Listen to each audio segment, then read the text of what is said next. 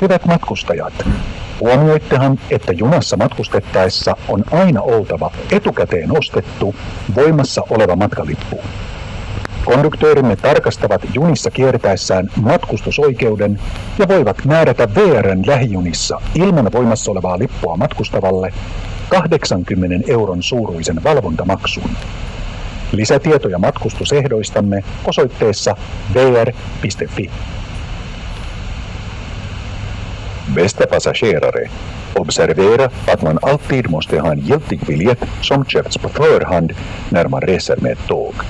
Våra konduktörer går runt i tågen och kontrollerar rätten att resa och de kan uppbära en övervakningsavgift på 80 € av passagerare som reser med VRs närtåg utan giltig biljett.